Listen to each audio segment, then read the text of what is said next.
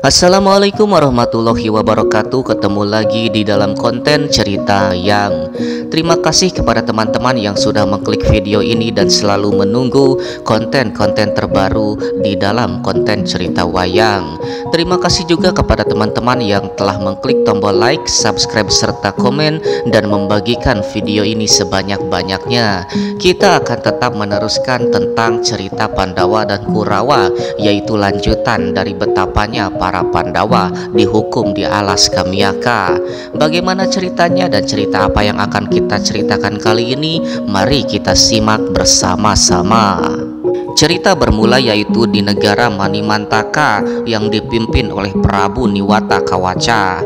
Prabu Niwata Kawaca sedang bersama sang senopati yaitu Mongmong Murka dan Togog Tejo Mantri. Beliau mengatakan bahwasanya Prabu Niwata Kawaca hendak menikahi dan melamar bidadari Supraba di Kahyangan Maniloka. Kemudian sang Prabu pun mengatakan bahwasanya dia sudah mengutus sang patih Durga Sekti untuk melamar sang bidadari Supraba.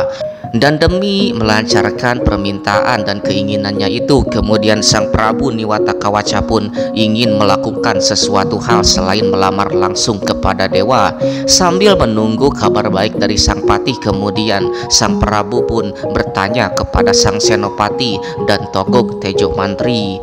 Togog Tejo Mantri adalah sumber pengetahuan bagi sang raja sesuatu hal yang gaib. Sang raja pun kemudian bertanya kepada Togog bagaimana caranya agar dia bisa memiliki dan menikahi bidadari Supraba. Togog Tejo Mantri mengatakan bahwasanya dirinya tidak tahu dan tidak bisa, namun Togog mengetahui seseorang yang bisa melakukannya. Seseorang tersebut adalah Resi Ciptawening yang bertapa di Gunung Indrakila. Lalu kemudian sang Prabu Niwata Kawaca pun merasa gembira mendapatkan informasi tersebut dan kemudian mengutus sang senopati Mongmong Murka bersama Togog Tejo Mantri. Namun ketika mereka akan berangkat, kemudian tiba-tiba saja terdengar kabar dari luar. Kabar tersebut adalah akan kedatangan sang patih yaitu Durga Sekti dalam keadaan tidak bernyawa. Patih Durga Sekti diantarkan oleh para pasukannya dalam keadaan mati setelah menghadapi para dewa. Kemudian para pasukannya pun menjelaskan bahwasanya sang patih bertarung dengan para dewa karena lamaran dari sang Prabu Niwata Kawaca sudah ditolak. Karena tidak terima dengan keputusan dewa, kemudian sang patih Durga Sekti pun melawan para dewa dan akhirnya mati di tangan para dewa. Tentu saja sang Prabu Niwata Kawaca pun sangat murka dan marah mendengar semua kejadian tersebut. Sedangkan sang senopati Mongmong Murka dan Togog akan pergi ke Gunung Indrakila, sedangkan sang Prabu Niwata Kawaca akan membuat perhitungan ke Sawarga Maniloka. Kemudian sang Prabu pun pergi ke Kahyangan Maniloka demi melawan para dewa. Kemudian di Gunung Indrakila yaitu Togog Tejo Mantri beserta senopati Mongmong Murka sedang mencari Resi Ciptawening. Di dalam pencarian, resi tersebut memerlukan beberapa ritual yang harus dilakukan oleh mereka berdua. Mereka harus berpuasa dan kemudian tidak boleh berkata-kata kasar selama mencari pandita atau Resi Ciptawening tersebut. Sang Resi Ciptawening tentu saja memiliki auranya tersendiri dan kemudian Togog pun memberitahukan syarat-syarat tersebut. Namun sang senopati Mongmong Murka tidak mau tahu dan tidak ingin mematuhi peraturan tersebut. Di sepanjang jalan sang senopati Mongmong Murka terus-terusan sumpah serapah dan berbicara kasar. Dikarenakan tempat betapanya sang Resi Ciptawening tidak ditemukan, kemudian sang senopati pun merasa sangat kesal dan capek. Kemudian ketika mereka sedang beristirahat, sang senopati Mongmong Murka pun tanpa sengaja dan permisi memakan buah-buahan yang ditanam oleh para petani. Kejadian tersebut tentunya akan mendapatkan balasan yang akan terjadi kepada sang senopati. Seketika itu juga tiba-tiba saja tubuh dari sang senopati Mongmong Murka berubah menjadi hewan. Hewan tersebut adalah babi hutan yang menyerupai daripada sifat sang senopati Mongmong Murka. Sang senopati Mongmong Murka pun kemudian tidak bisa berbuat apa-apa dan kemudian berpesan kepada Togog Tejo Mantri bahwasanya sang senopati tidak akan pulang ke kerajaan dan akan mengobrak-ngabrik di Gunung Indrakila. Dan tanpa membutuhkan waktu yang lama, sang senopati yang berbentuk babi hutan itu menamakan dirinya sebagai Celeng Trenggana. Celeng Trenggana membentuk sebuah koloni yang sangat besar dan merusak hasil-hasil panen yang akan diambil oleh para petani. Tentu saja teror dari babi hutan ini menimbulkan banyak kerugian bagi masyarakat. Terlebih lagi Celeng Trenggana tidak mempan dipukul maupun ditembus oleh senjata tajam, dan terjadilah kemudian berjibaku antara masyarakat setempat beserta rombongan Celeng Trenggana. Kemudian di perbatasan Kahyangan Sawarga Maniloka, kemudian sang Prabu Niwatakawaca pun membabat habis prajurit penjaga. Prabu Niwatakawaca kemudian dilawan oleh para dewa, namun para dewa pun tidak ada yang sanggup melawan Prabu Niwatakawaca, sehingga Prabu Niwatakawaca tertahan di Lawang Selama Tangkep dan hendak masuk ke Keraton Maniloka. Namun kemudian Batara Guru pun membuat siasat demi menghadapi Prabu Niwatakawaca. Sedangkan di Keraton Jagat Maniloka sendiri, Batara Guru sedang bersama Batara Narada. Batara Narada pun melaporkan laporan dari para bidadari yang ditugaskan untuk menggoda Arjuna yang sedang bertapa. Arjuna sedang bertapa di Gunung Indrakila dan diutuslah 7 bidadari untuk menggoda keteguhan hati Arjuna. Ketujuh bidadari tersebut adalah Dewi Supraba, Dewi Lotama, Dewi Geger Manik, dan Dewi Geger Mayang, Dewi Irim-Irim, Dewi Tunjung Wiru, dan Dewi Dresanala. Namun ketujuh bidadari tersebut tidak dapat menggoyahkan ketetapan hati Arjuna dan mereka semua pun menyerah untuk menggoda Arjuna. Batara Guru kemudian mengatakan bahwasanya dialah sendiri yang akan membangunkan Arjuna. Batara Guru lah yang akan membangunkan Arjuna dengan menyamar sebagai seorang pemuda yang ahli di dalam berburu. Karena di Gunung Indrakila, di sekitar Gunung Indrakila, masyarakat sedang diresahkan oleh wabah babi hutan yang merajalela. Hasil petani dan hasil panen tidak dapat diambil karena diserang dan dihancurkan oleh rombongan babi hutan. Tentu saja babi hutan ini sangat ganas dan kabarnya tidak dapat dibunuh oleh senjata apapun. Mendengar itu kemudian Batara Guru pun hendak memanfaatkan situasi dan menyamar sebagai pemuda untuk menggoda Arjuna. Dan kemudian Batara Guru pun turun dan membawa sebuah hadiah untuk Arjuna, khususnya ke Gunung Indrakila.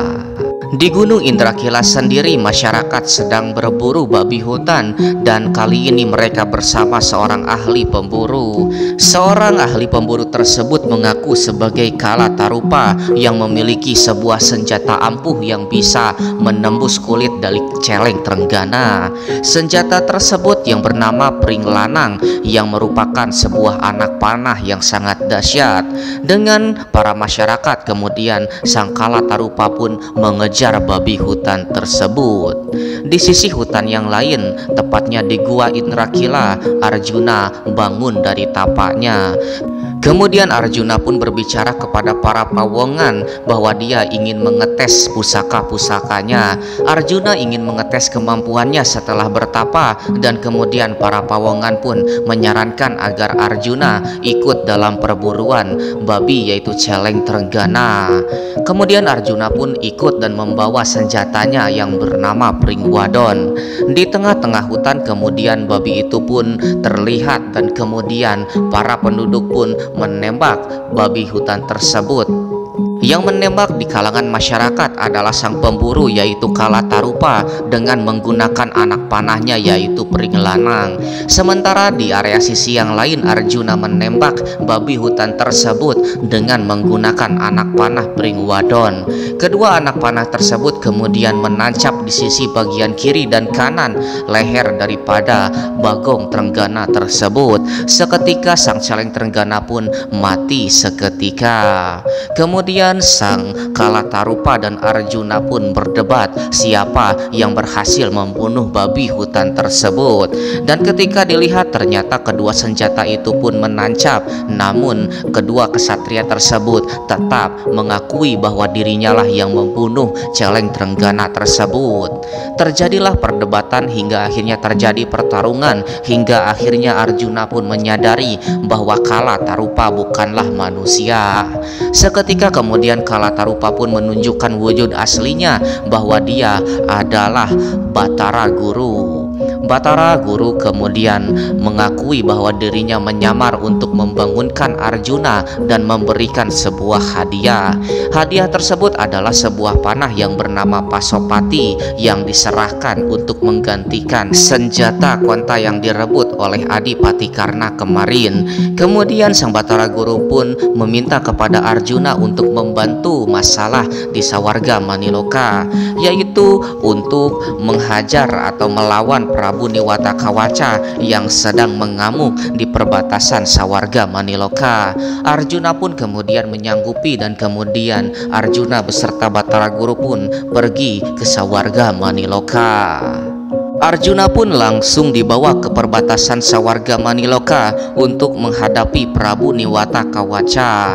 Pertarungan pun terjadi antara Arjuna dan Prabu Niwata Kawaca, namun Arjuna keteteran dan tidak bisa menghadapi Prabu Niwata Kawaca. Prabu Niwata Kawaca kemudian dengan sekuat tenaga melemparkan Arjuna hingga ke awang-awang. Arjuna pun ditangkap oleh Batara Bayu dan kemudian dihadapkan ke Otipati Jagatnata. Kemudian Arjuna pun memiliki sebuah rencana untuk mengelabui Prabu Niwata Kawaca. Arjuna pun kemudian meminjam Dewi Supraba untuk mengelabui sang Prabu Niwata Kawaca. Prabu Niwata Kawaca akan dialihkan oleh sang Dewi Supraba agar kemudian menceritakan kelemahan dirinya. Dengan begitu kemudian Arjuna pun bisa tahu di mana kelemahannya berada dan Arjuna pun bisa langsung menyerang. Datanglah kemudian Dewi Supraba menuju ke Prabu Niwata Kawaca. Prabu Niwata Kawaca pun sangat senang karena Dewi Supraba kemudian diserahkan kepadanya. Prabu Niwata Kawaca kemudian menggendong dan kemudian tidur di lahunan sang Prabu Niwata Kawaca. Dan seketika kemudian kama dari Prabu Niwata Kawaca pun terjatuh dan nantinya akan menimbulkan hal-hal yang tidak diinginkan.